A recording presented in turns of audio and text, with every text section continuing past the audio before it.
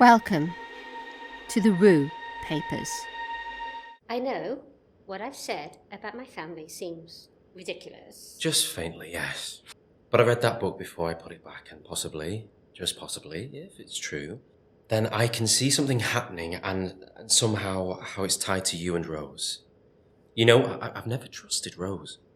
She's too nice. Never says no to my annual leave requests. Deeply suspicious. Arrest her at once. No, I mean, I don't know what I mean.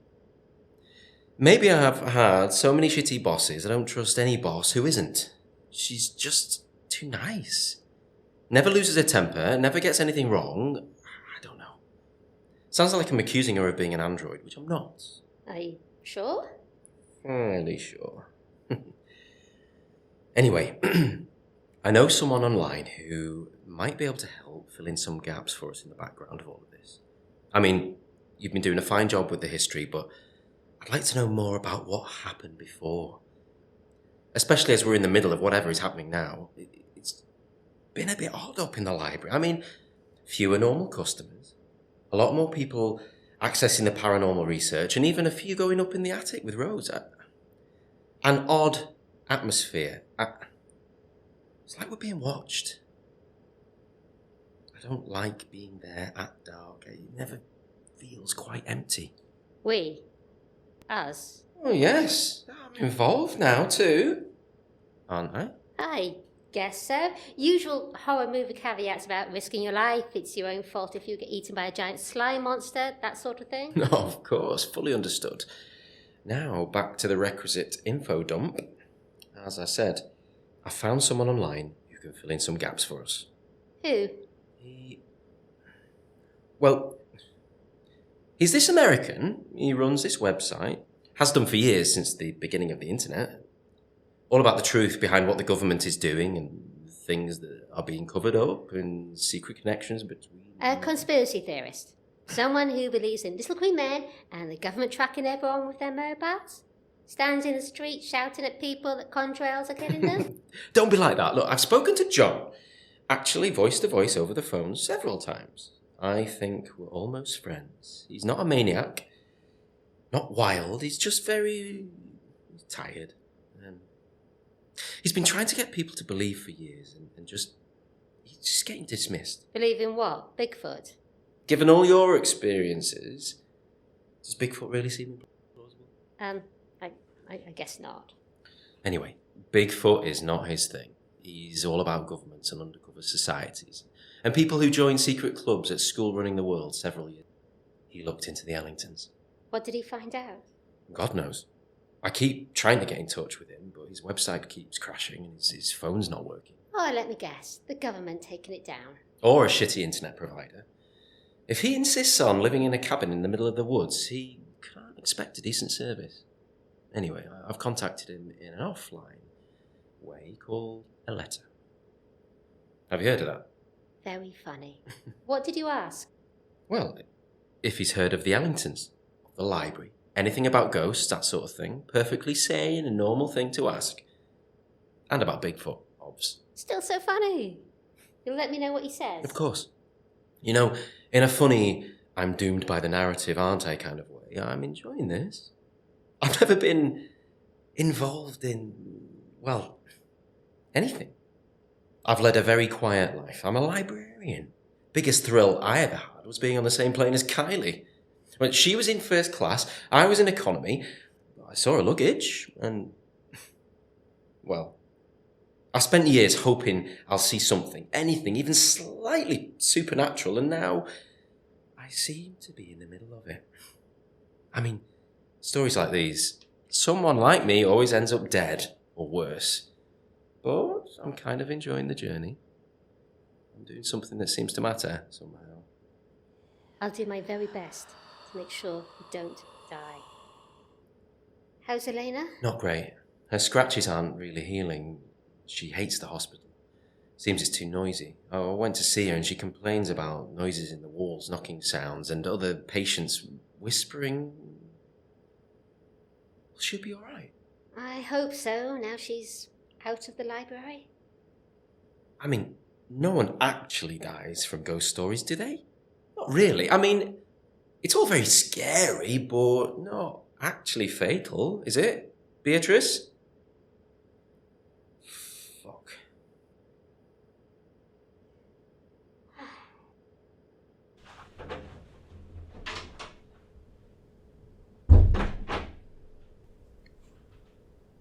I know what he means. I feel restless, like a storm is coming. When I was little, I remember my mother telling me I'd do something special with my life one day. But she looked so sad when she said it, as if she wanted me to be normal. And I have been so quiet, so normal, so afraid to feel anything, to get excited or involved in case.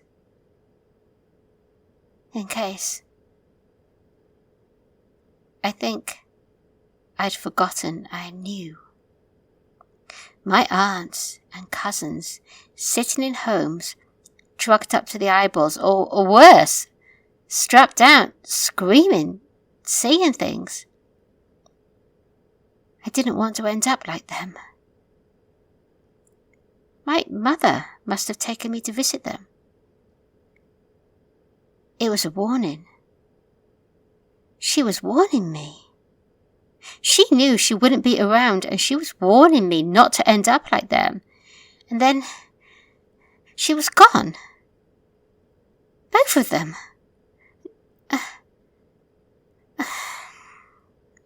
Right, enough of that.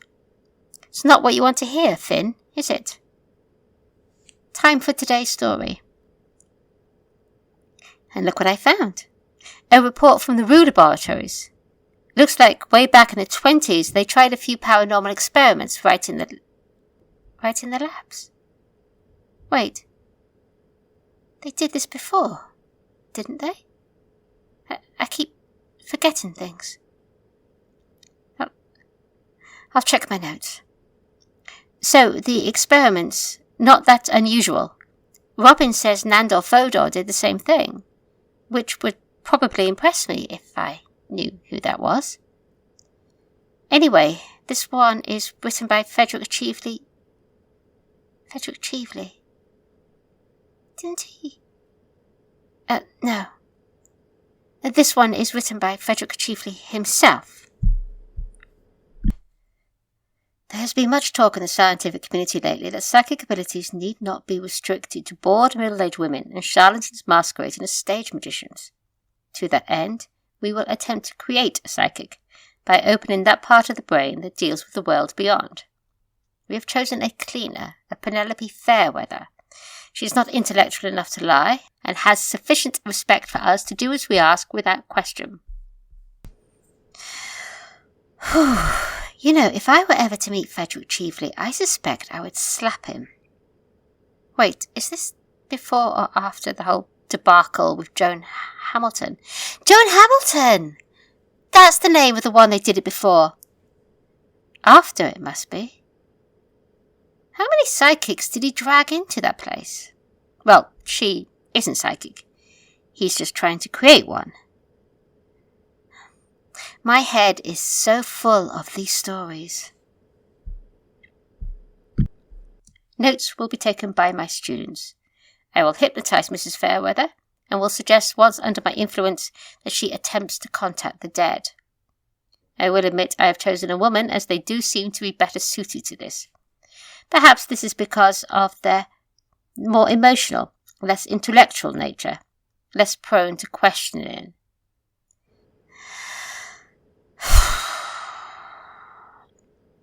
14th of April, 1926. Mrs. Fairweather is a pleasant young woman, eager to help with our work.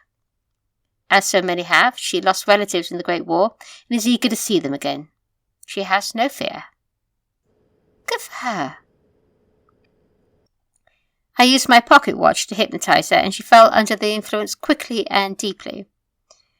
I made a few test suggestions to make sure she was not faking, and then started to suggest that she open her mind to the world beyond this one, and reach those we had lost. See the dead, I commanded.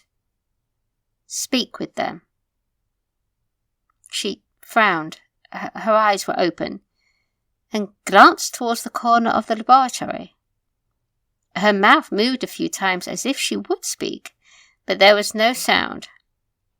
After a few moments of this, I woke her and asked if she saw or heard anything. She denied it. She did admit to a feeling of uneasiness in the laboratory, but that is only to be expected after such an experiment. I shall send her home and continue these sessions weekly. 16th of June, 1926.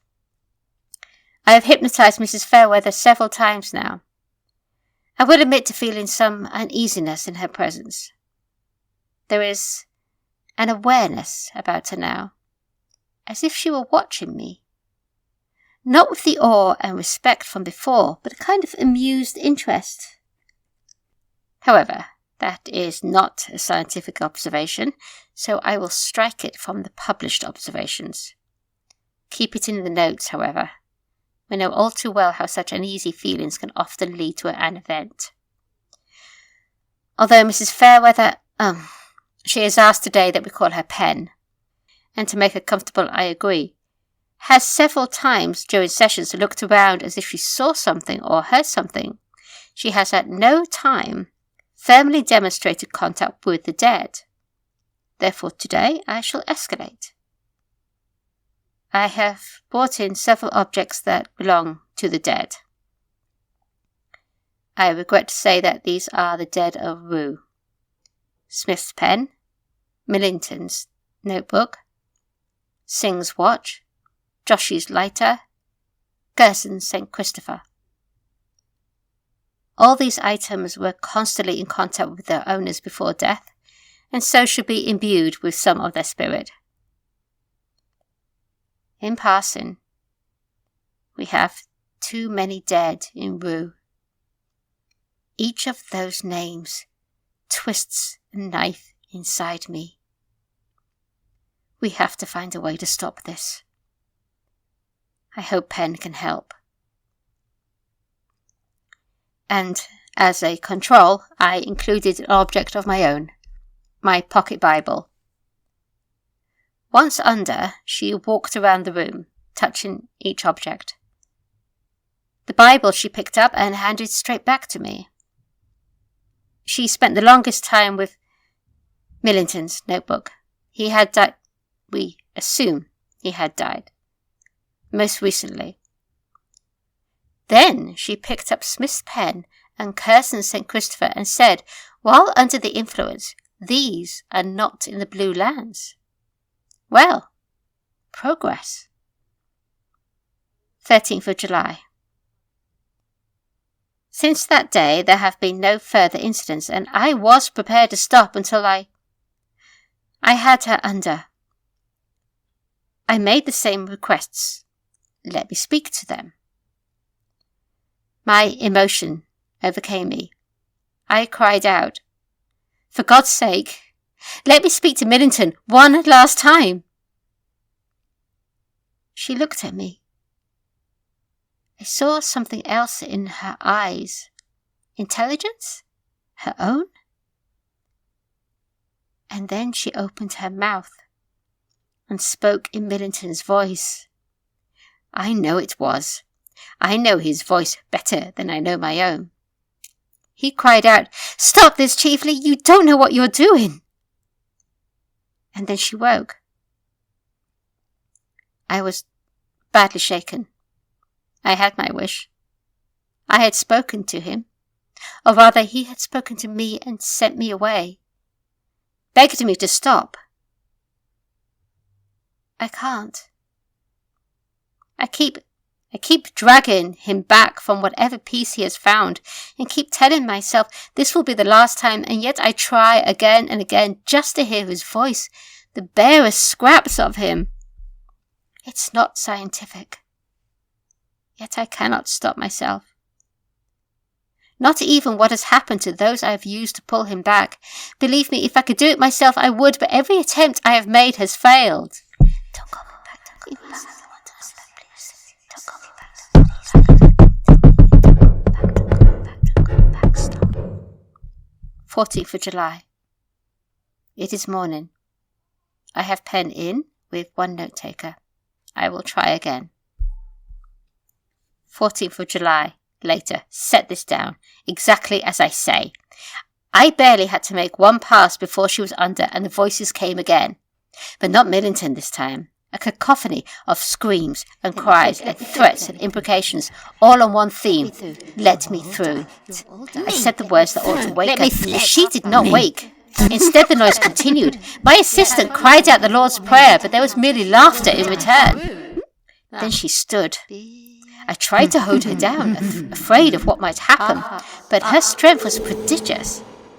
She walked to the window, to a pile of papers. She had her back to us, so I did not see what happened until I grasped her arm and turned her, and saw Josh's lighter, its flame burning in her hand. In her own voice, with her own eyes, she said, "That'll teach you to mess with things you don't understand." She dropped the light on the paper. The building is well guarded against fire. We have a sprinkler system, we have heavy doors, we have extinguishers, and yet not one of those stopped this infernal flame. And I choose those words deliberately, and it spread within seconds. The building has burned. All that research gone. As far as I know, there are no deaths. Pen has walked away. I doubt I shall see her again. I have been foolish. 14th of July, 1927. It has been a year since the Rue laboratories burned. We have not rebuilt. We gather in each other's houses, experiment there, meet in parks and pubs. Somehow, without discussing it, we have agreed it is best to remain Damn it, Cheveley, why do you have to talk like this? To have no fixed abode, to never be where they can find us. The sight of our burned buildings are rumoured to be haunted, of course. Voices are heard crying out to be freed, to be let through. I experienced nothing. However, one phrase keeps echoing through my head. It is in Daniel's voice. You have opened the pathway.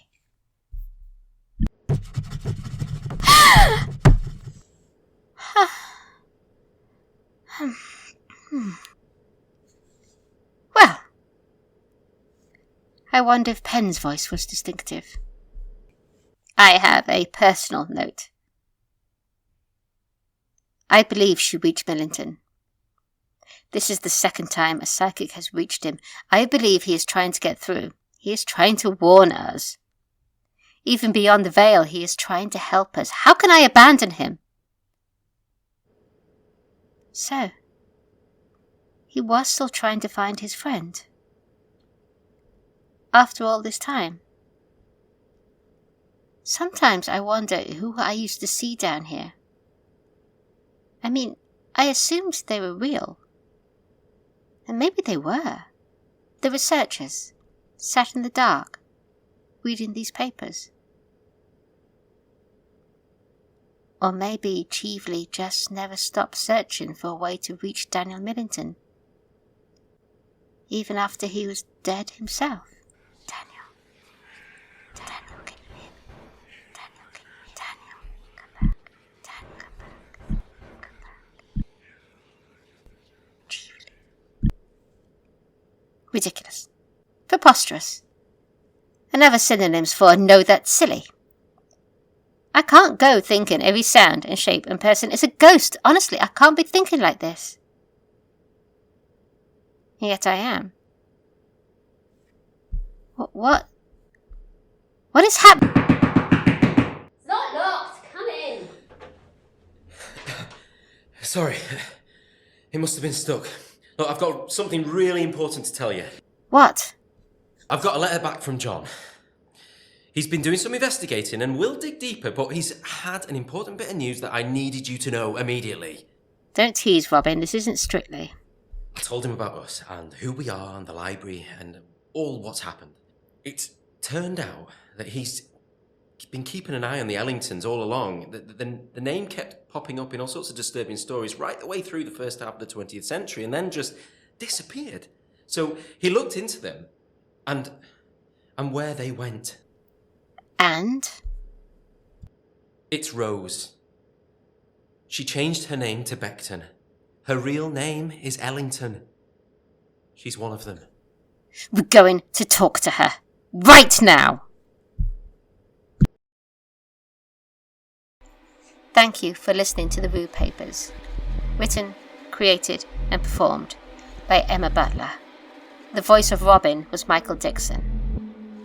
For bonus material and early access to stories, please join my Patreon.